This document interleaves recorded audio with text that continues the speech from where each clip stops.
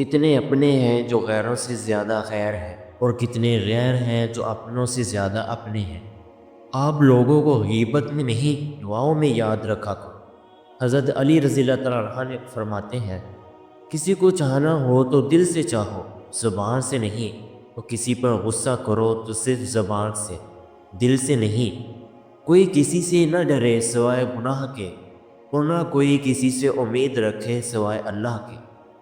ایک یہ جہاں ایک وہ جہاں، ان دو جہانوں کے درمیان بس فاصلہ ہے ایک سانس کا۔ جو چل رہی تو یہ جہاں، جو رک گئی تو وہ جہاں۔ اپنی اندھیری قبر کو خود روشن کرنے کی تیاری کریں۔ آج زندہ انسان سے لوگ وفا نہیں کرتے، کل مٹی کی ڈھیری کے لیے کون دعا کرے گا؟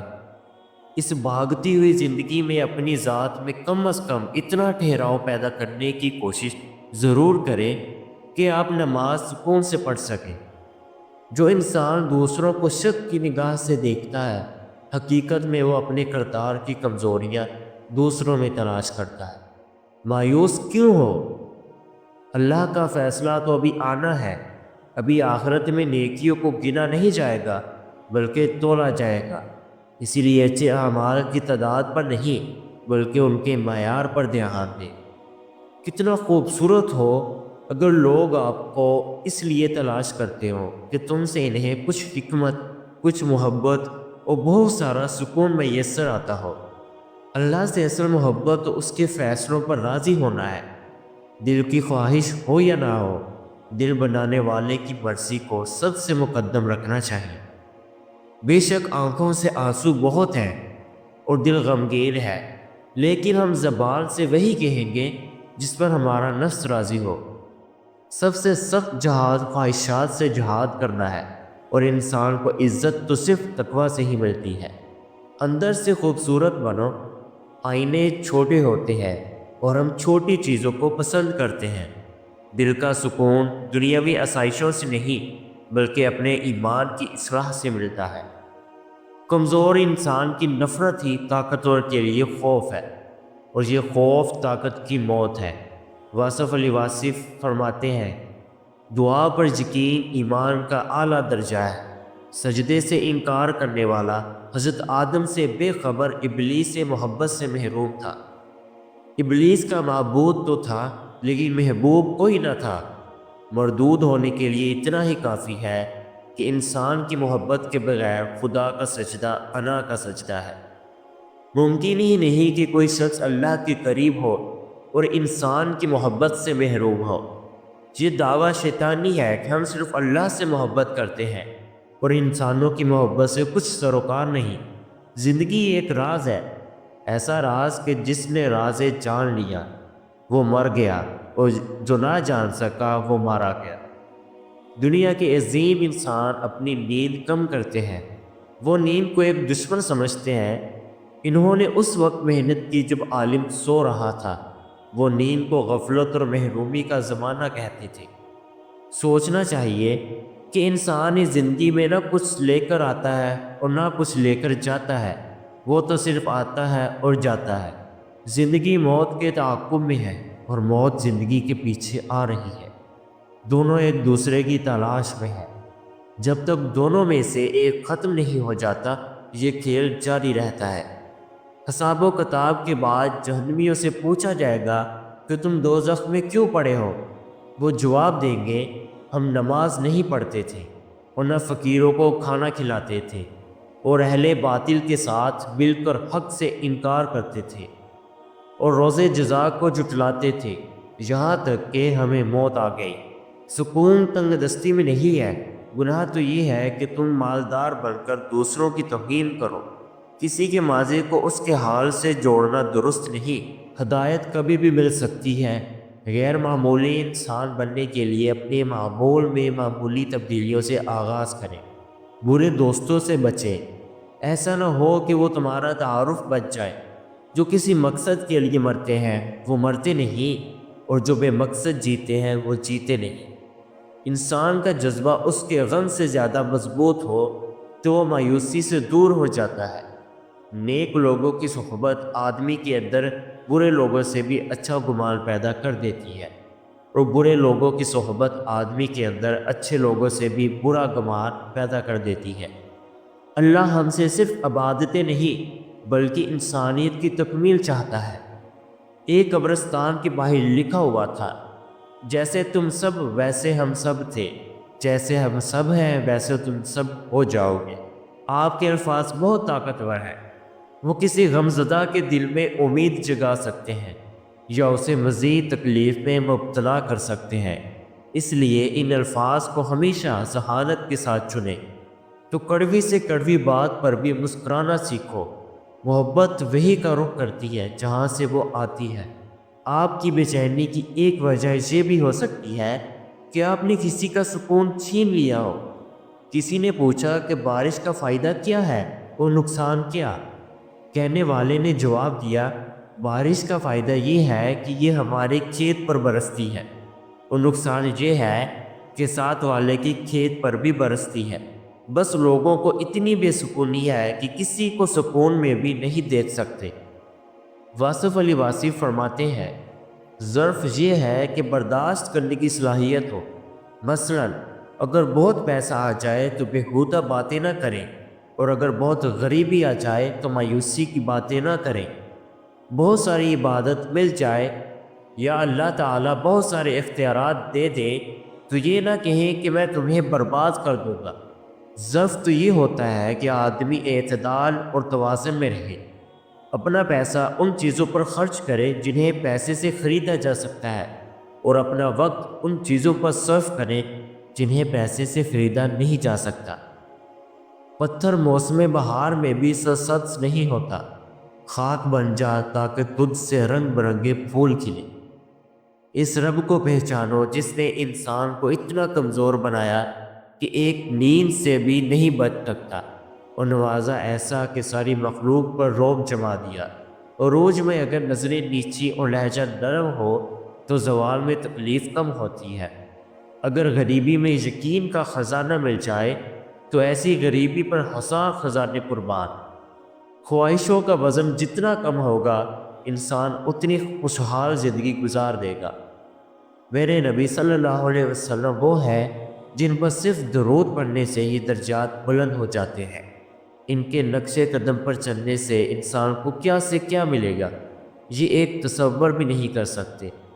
پیار اور محبت زندگی کا پانی ہوتا ہے، اس کو اس طرح پیو کہ آپ کی روح میں سما جائے۔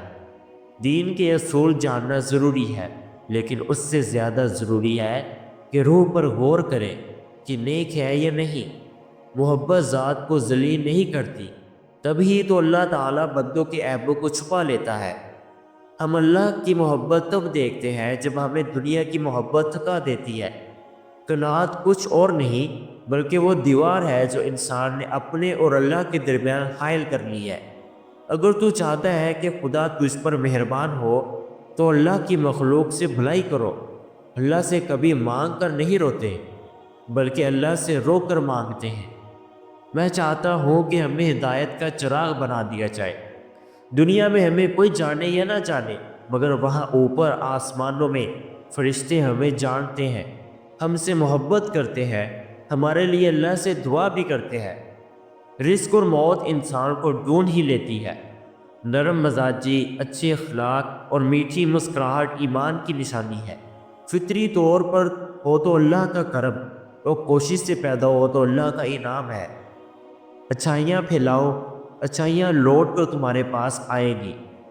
نہ لڑنا وہ جنگ ہے جس میں کامیابی یقینی ہے، لیکن یہ سب سے مشکل جنگ بہت کم لوگ لڑنا جانتے ہیں۔ بیمار قوم کے اکثر لوگ خود کو ہٹا کٹا سمجھتے ہیں۔ نگاہیں نیچی رکھنے سے دل تک شیطان کے پہنچنے کا راستہ بند ہو جاتا ہے، کیونکہ آنکھیں روح کی کھڑکیاں ہوتی ہیں۔ جو شکر کو اپنی عادت بناتا ہے اسے اس کی بدولت اور ملتا ہے۔ امید پھیلانے والے شخص کے سو جانے پر شیطان شکر ادا کرتا ہے، اور اگر یہ جاگتا رہتا ہے تو کسی نہ کسی کو مایوسی سے نکال لیتا ہے۔ وہ صحابہ تھے کہ جنت کی بشارتیں سن کر بھی فکر مند رہتے تھے، وہ یہاں ہم ہے کہ بے شمار گناہوں اور بے ایمانی کے ساتھ بھی مطمئن ہے۔ چھن جانے میں بھی مصلحت خدا ہوتی ہے۔ ہر چیز کا پاس رہنا بھی بہتر نہیں ہوتا۔ ہم اللہ کو کبھی پہلا اور واحد آسرا مانتے ہی نہیں، بلکہ ہمیشہ آخری آسرا سمجھتے ہیں، اس لیے بھٹکتے رہتے ہیں۔ ضمیر زندہ ہو تو کسی کے آنسو پوچھنے سے بھی سکون میسر ہوتا ہے، اور اگر مردہ ہو تو عبادتیں بھی سکون نہیں دیتی۔ ہم اگر زبان کی پھیلائی ہوئی مصیبتوں کا جائزہ لیں تو معلوم ہوگا کہ خاموشی میں کتنی راحت اور سکون ہے۔ جو کچھ نہ کر سکو تو دعا کرو، اللہ کا ذکر دعا ہے، یقیناً اس میں شفا ہے۔ سب سے خوبصورت اور میٹھا وقت وہ ہے جب بندہ اپنے اللہ سے باتیں کرتا ہے اور اس لمحے کی مٹھاس ساری زندگی زبان پر رہتی ہے۔ اتنا مت بولو کہ لوگ خاموش ہونے کا انتظار کریں، بلکہ اتنا بول کر خاموش ہو جاؤ کہ لوگ کچھ اور سننے کا انتظار کریں۔ بے شک علم اور عمل قریب قریب ہے، لہٰذا تم عمل کرنے والے عالم بنو، کیونکہ جو لوگ علم رکھتے ہیں مگر عمل نہیں کرتے تو ان کا علم ان کے لیے وبال جان بن جاتا ہے۔ وہ گناہ جس کا تمہیں غم ہو اللہ کے نزدیک اس نیکی سے بہتر ہے جو تمہیں خود پسند نہ بنا دے۔ خاموشی میں حکمت ہے، خاموشی سلامتی ہے، اور راز کو راز رکھنا خوش نصیبی اور خوش بختی کا حصہ ہے۔ تمام تعریفیں اس اللہ کے لیے ہے جو نظر آئے بغیر جانا پہچانا ہوا ہے۔ اصل ذہانت اس بات کو سمجھنا ہے کہ ہم زندگی، دنیا اور اپنے آپ کے بارے میں بہت کم جانتے ہیں۔ عقل مند صرف وہی ہے جو اپنے کمالات اور دل میں جو کچھ ہو اس کو چھپائے رکھتا ہے، جبکہ ایک جال ان سب چیزوں کو ظاہر کر دیتا ہے۔ بہترین مال وہ ہے جو انسان کی عزت اور اس کی آبرو کی حفاظت کرے، اور بہترین عقل انسان کا اپنے نفس کو پہچاننا ہے۔ سمجھدار وہ ہے جس کو دنیا کی نعمتیں آخرت کے کام سے نہ روکے۔ اگر تندرستی چاہتے ہو تو نیک بنو، نیک بننا چاہتے ہو تو عقل مند بنو، عقل مند بننا چاہتے ہو تو مذہب کا مطالعہ کرو اور خوف خدا کرو، کیونکہ خدا کا خوف ہی عقل مندی کی بنیاد ہے۔ موت کی لکیروں میں زندگی کی تھکن لکھی ہوتی ہے، صاف لکھا ہوتا ہے گزری ہے یا گزاری گئی ہے۔ جب اللہ تعالیٰ کسی بندے سے دوستی کرنا چاہتا ہے تو اس کی زبان پر اپنا ذکر اور دل پر اپنی فکر کے دروازے کھول دیتا ہے۔ ایک والد نے اپنی بیٹی کو نصیحت کی، اے میرے فرزند، تم ان لوگوں میں سے نہ ہونا جو لوگوں سے اپنی تعریف سننے کی خواہش رکھتے ہیں۔ عقل مند پہلے اپنے دماغ سے پوچھتا ہے، پھر زبان سے بات نکالتا ہے۔ عقل مند وہ ہے جو خیر اور شر میں تمیز کرے، اور حقیقت میں عقل مند وہ ہے جو دو نیکیوں اور دو گناہوں میں تمیز کرے، تاکہ دو خوبیوں میں سے بہتر کو اختیار کرے اور دو گناہوں میں سے زیادہ برے کو چھوڑ دے۔ محبت سب سے کرو، اعتبار چند ساتھیوں پر، اور برائی کسی کے ساتھ بھی نہ کرو۔ عقل مند وہ ہے جو اللہ کے لیے تقوی کرے اور اپنے نفس کا ہر روز حساب و کتاب کرتا رہے۔ ان لوگوں سے عبرت حاصل کرو جو دوسروں سے عبرت حاصل نہیں کرتے۔ دوزخ شہوتوں اور لذتوں سے گری ہوئی ہے۔ جو انسان دنیا میں شہوت اور لذتوں میں گم رہے گا، دوزخ اس کا مقدر ہوگی۔ سخی کو سخاوت کرتے وقت جو خوشی ہوتی ہے اس کا اندازہ کنجوس کبھی نہیں کر سکتا۔ دل کی صفائی چاہتے ہو تو دنیا سے بند ہو جاؤ۔ حضرت کے اس عظیم کارخانے میں فکر کرنا بھی عبادت ہے، اور عقیدے میں شک رکھنا شرک ہے۔ نیک بندوں کے دلوں میں برے خیالات بھی آتے ہیں، لیکن وہ صرف کچھ دیر ہی رہتی ہے، پھر وہ بادل کی طرح چلے جاتے ہیں۔ نیک بندے کبھی بھی برے خیالات کو اپنے اوپر حاوی نہیں رہنے دیتے۔ خواہش نفسانی اور آرزوں سے دوستی نہ کرو، کیونکہ یہی ہے جو تجھے اللہ کے راستے سے گمراہ کرتی ہے۔ جو شخص جہنم کے سائے سے بچنا اور خدا کے سائے میں آنا چاہتا ہے، اس کو چاہیے کہ سختی کی جگہ نرمی اختیار کرے۔ بے شک سب سے اعلیٰ درجے کی نصیحت یہ ہے کہ آدمی مردوں کی قبروں پر نظر ڈالے اور ماں باپ کے مدفن کو دیکھ کر عبرت حاصل کرے۔ سب سے بڑا عیب یہ ہے کہ اس عیب کو برا نہ کہو جو تمہارے اندر موجود ہے۔ سچی محبتیں حاصل کرنا چاہتے ہو تو سچے بن جاؤ، پھر محبت جس کی ہو اور جو بھی ہو بے شک تمہارے دروازے پر دستک دے گی۔ لوٹ آؤ کہ منتظر ہے نگاہ، اس سے پہلے کہ قسمت پر محبت کا باب تمام ہو جائے، اس سے پہلے کہ شام ہو جائے۔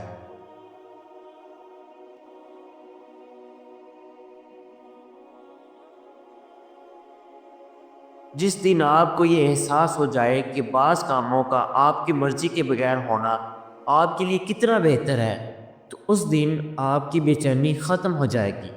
واصف علی واصف فرماتے ہیں، اس دنیا سے کچھ لے کر بھاگنا چاہتے ہیں، لیکن اس دنیا سے کچھ لے کر جانا ممکن نہیں۔ ہم صرف یہاں سے اٹھا کر وہاں لے جا سکتے ہیں۔ ہم سب کلی کی مانند ہیں جو سامان اٹھاتے پھرتے ہیں۔ کلی کے نصیب میں صرف وزن ہے، وزن اور صرف وزن۔ اس دنیا میں کچھ بھی کسی کی ملکیت نہیں ہے۔ جیسے ہوا فضا سے دھول اور مٹی صاف کرتی ہے، اسی طرح روح کا طوفان گناہوں کو دھو ڈالتا ہے۔ معافی وہی دے سکتا ہے جو اندر سے مضبوط ہو۔ کھوکھلے انسان صرف بدلے کی آگ میں چلتے رہتے ہیں۔ ہمیشہ یہ سوچ رکھو کہ مجھے میرے اللہ نے بہت کچھ دیا ہے۔ اگر مجھے میرے آرزوؤں کے مطابق سب کچھ ملتا تو میرے پاس کچھ بھی نہ ہوتا۔ دماغ بڑے کام کا پرزہ ہے، بشرطی کا دنیا بھی عشق و محبت نے اس کی قدر کی ہو۔ صبر میں شکوہ نہیں ہوتا، بس خاموشی ہوتی ہے، اور یہ خاموشی کا شور صرف اللہ کو سنائی دیتا ہے۔ اللہ تعالیٰ قرآن مجید میں فرماتا ہے، تمہیں جو بھی مصیبت پہنچتی ہے وہ تمہارے اپنے ہاتھوں کی کمائی کا نتیجہ ہوتی ہے، اور بہت سے گناہ تو اللہ ویسے ہی معاف کر دیتا ہے۔ واصف علی واصف فرماتے ہیں، آپ انسان ہونے کا فائدہ اٹھائیں، کسی کے ساتھ نیکی کر جائیں۔ انسانوں کے ساتھ نیکی کیا ہے؟ آپ یہ کریں کہ کسی انسان پر اس کے حق سے زیادہ مہربانی کر دیں، کسی کی غلطی کو دل سے معاف کر دیں۔ بہت زیادہ پہلوان بننے کی کوشش نہ کریں، سادہ زندگی گزارنے کی کوشش کریں، اور زندگی جتنی سادہ ہوگی اتنی ہی پرسکون ہوگی۔ زندگی دراصل اندر سے سادہ ہی ہوتی۔ اللہ کے دوستوں کی صحبت میں آتے جاتے رہیں، کیونکہ جس رب کو ہم مانتے ہیں اسی رب کو ہم جانتے ہیں، اور جس رنگ میں پہلی بار کپڑے کو رنگا جاتا ہے دوسرے رنگ میں رنگنے سے وہ رنگت کبھی نہیں اترتی۔ صحیح حال دل کا ہے۔ تاریخ کو یاد رکھنے کی بجائے تاریخ بننے کی فکر کریں۔